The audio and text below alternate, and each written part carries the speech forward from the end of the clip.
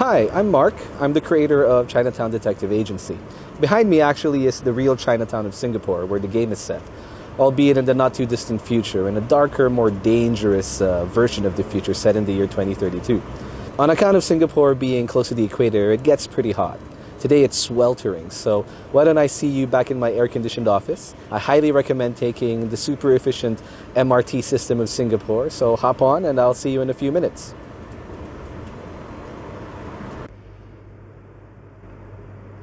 Hello again. So for the next few minutes, I'm going to be talking about Chinatown Detective Agency, the game. And I think a good place to start is what actually inspired it? What are the inspirations behind the concept and the game itself? To do that, we'll need to look back a few years. Many years ago, sometime in the mid-90s, I played a video game that would change my life. Messing around with an old second-hand Power Macintosh 5200, I loaded up a pre-installed game with an unusually long title. The name of that game was Where in the World is Carmen, SanDiego? Now at the time, it looked outdated, which it was. It was already 10 years old by then.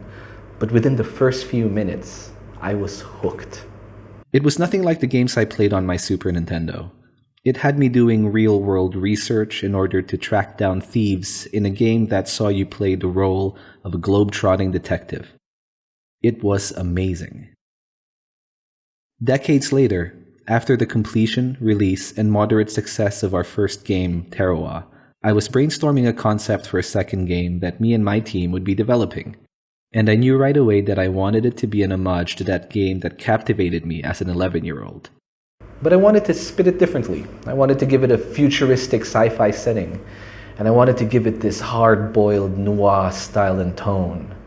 It would be a point-and-click adventure that takes place in the year 2032, using visually stunning pixel art to render a world on the verge of collapse in all its dark beauty. It would have the player traveling across multiple locations in Singapore and the world. There would be different modes of transportation, subway maps, even a flight booking system. But most of all, it would be immersive. You'd have to do real research to crack the toughest cases in the game, whether that's using Google or consulting an encyclopedia or an almanac if you still have one of those. The point is, the game wants you to be a real investigator. It's a game with a gripping story, powered by simple, streamlined mechanics.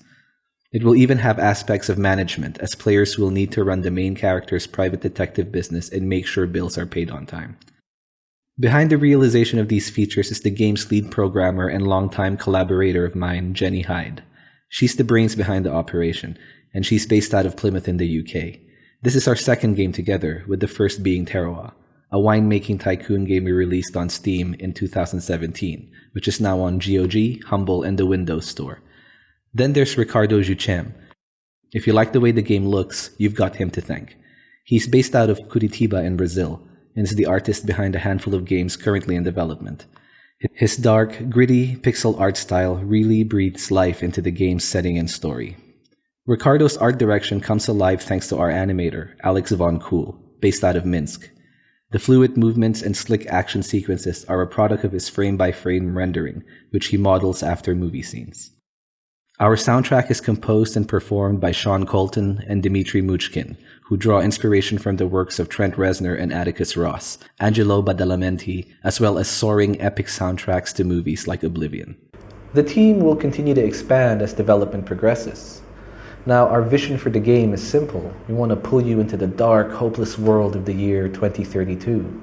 And along the way, maybe you'll learn a thing or two about something you may not have known about concerning art, history, geography, literature, culture. So here's where we are now. We finished the core mechanics of the game. In fact, if you play our demo, which is available now, you'll see that most of the fundamental features of the game are already in place. What's left to be done is the actual population of the game with more content. So that means writing and designing more missions and cases. That also means building new environments and locations, doing new animations. It also means recording new VO and composing new music. So it really is about just bringing the world of the game to life, and that's where we really need your help. Your support will help us deliver a solid, well-executed game. We'll use the Kickstarter funds to produce more content, create new assets, just basically make the world of the game feel much richer, more eclectic, and more vibrant. Thank you so much for watching. I really hope that one day you'll be chasing down criminals as you travel around the world and unraveling conspiracies in Chinatown Detective Agency. Good luck, Gumshoe.